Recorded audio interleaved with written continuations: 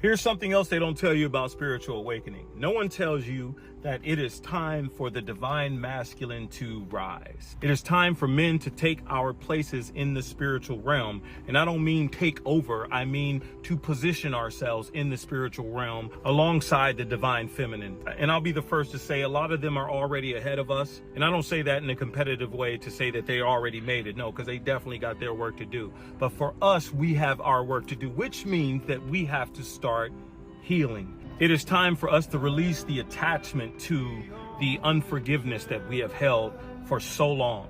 There's no way that we can actually embody divine masculine energy while we are still holding fear, anger, frustration, hatred, unforgiveness. There are parents that we have to forgive. There are ex-spouses that we have to forgive. There are family members that we have to forgive. We have to forgive us.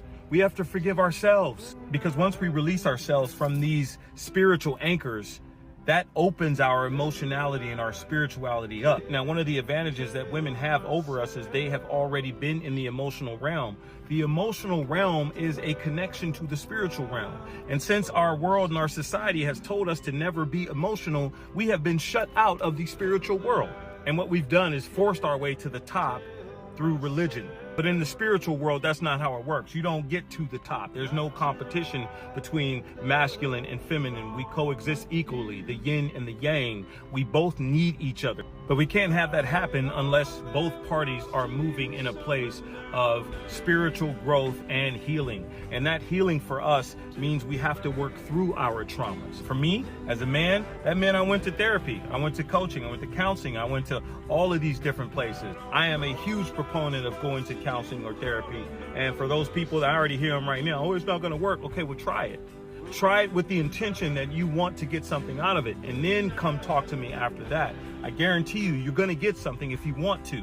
And the reason I talk about it that way is because there's a level of accountability, of showing up somewhere, of being vulnerable with someone else and learning how to do that in a safe space. And that's what therapy was for me.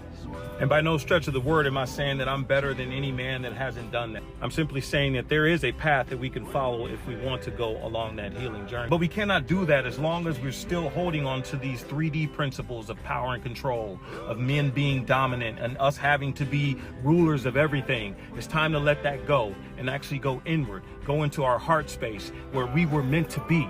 You are supposed to have logic and heart. You are a combination of both.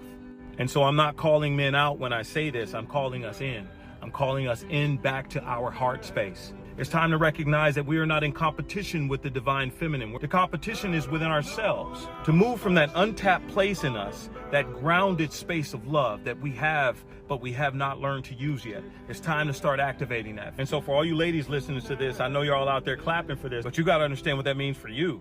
You need to know that when a man walks in his divine masculine energy, there are requirements and standards for you now. You don't get to exist in his space unless you are about evolution and growth, which means you have to be in your divine feminine. We all have work to do, but specifically for us men, we are behind. We need to catch up. Let's start healing ourselves and get to the place that we're supposed to be.